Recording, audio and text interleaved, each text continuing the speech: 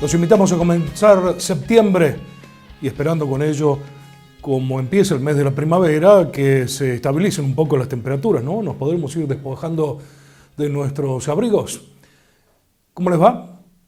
Una vez más nos reunimos, como hace 30 años, a hablar de temas de salud. Vamos a comenzar un poco recordando lo que decían nuestras madres, nuestros abuelos o aquellos que andamos cerca de los 60 también lo escuchamos en forma personal y era, fue a cirugía, lo abrieron, pero lo volvieron a cerrar porque no había más nada que hacer.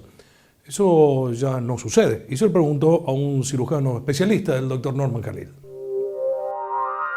No, claro que existe. Ese caso se da en aquellas situaciones, por ejemplo, de tumores, que en la evaluación previa, con imágenes que hoy te dan mucha certeza, no alcanzaron a ver que el tumor comprometía, por ejemplo, algún vaso vital y que no hay chances de sacarlo. Todavía se dan esas situaciones, gracias a Dios cada vez menos, por esto de la prevención, los chequeos y demás, en algún caso todavía se da. Pero sigue habiendo algún tipo de exploratividad a través de la técnica, porque claro, con los diagnósticos antes. Vos imaginate que si nosotros entramos a un abdomen, vamos a hablar del abdomen, por vía laparoscópica, yo puedo ver todos los rincones del abdomen sin ningún problema.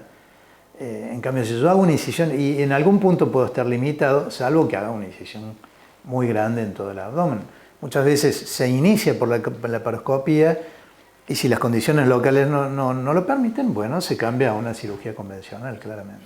A veces a nosotros nos cuesta hacerle entender a la gente cuáles son aquellos procedimientos versus aquellas cirugías, ¿no? De cualquier modo, le van a hacer un punto y se lo operaron. Pero digo, en esto sí hay una confusión porque creen que la cirugía mínimamente invasiva y acuscópico, más allá que hasta estéticamente le da un resultado para hoy la gente que cada vez se quiere ver mejor, desestima como que es una cirugía distinta y que no tiene un posoperatorio respecto a las grandes incisiones. Y sigue siendo una cirugía. Sigue siendo una cirugía a veces compleja, que bueno, todas las técnicas actuales lo hacen mucho más simple para el paciente. Vamos a tocar el caso de las hernias. Una hernia que antes, operada por vía convencional, el paciente se quedaba durante un mes sin posibilidad de hacer ningún esfuerzo. Y hoy el paciente se opera con una hernia, con un concepto totalmente distinto. Reparación sin tensión. No hay que forzar tejidos en donde está herniado el contenido abdominal para que se cierren a la fuerza. No, se lo deja como está y se coloca una malla atrás. Menos dolor para el paciente, más recuperación. Hay pacientes que a los 15 días ya están retornando a la actividad física. Y eso es muy diferente al concepto clásico de reparación de hernia. Entonces hay cambios muy grandes que están instalados desde hace un tiempo y que obviamente uno no puede menos que ofrecérselo a los pacientes. Se sigue investigando para poder resolver el tema de la fibrosis. Pero ¿por qué se produce? Se lo pregunté a la doctora Olga Carcia.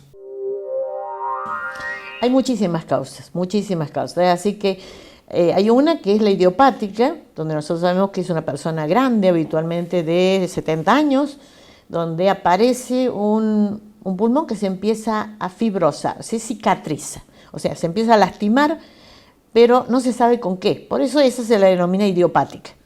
Sabemos que el perfil es un individuo de 60, 70 años para arriba, nunca se da en uno joven.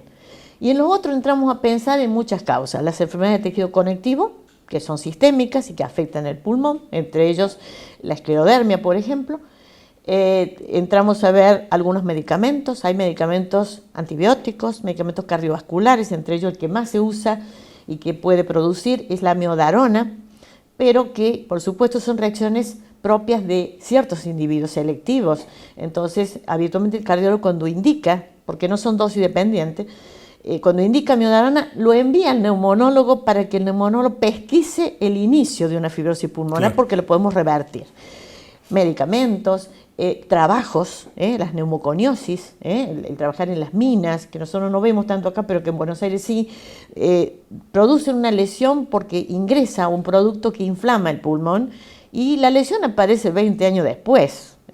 No es a los fines de indemnización, es a los fines de entender de que entró, él no se dio cuenta, aun cuando utilizan elementos de protección, porque también depende de la susceptibilidad del individuo.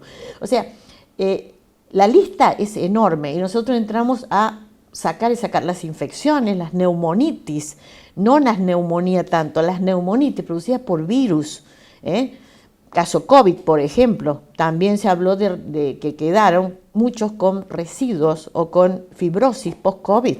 Entonces, por eso que es la enfermedad en pulmón del COVID se trata con corticoides, porque tenemos que desinflamarlo.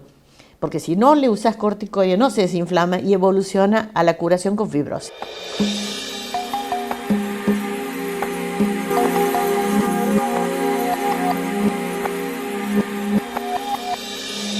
La sexualidad también es muy importante en la discapacidad. ¿Cuán importante es, doctora Mitrano? Muy importante, muy importante, y es todo un área compleja que hay poca gente que se dedica a eso porque claramente es más difícil hacerlo, tenés que conocer bastante. Es como un área de la sexología que no todo el mundo la hace, ¿no? Pero es muy importante, tremendamente importante para la recuperación integral de un paciente que ha tenido un accidente cerebrovascular. Ni hablar. ¿Qué pasa con esa limitación y los terceros? Los terceros tienen que colaborar, digo, las parejas. Por supuesto, es otra sexualidad totalmente distinta. Si no tenés una compañera que realmente sea empática con vos y que, si no, es muy difícil a veces, ¿no? Es muy difícil. Bien, o sea que la sexualidad es otra forma de alimentarse en la vida. Pero ni hablar, para mí es básico para tener una salud general óptima, la salud sexual es fundamental, ¿no? Fundamental. Primera pausa, ya regresa para su salud.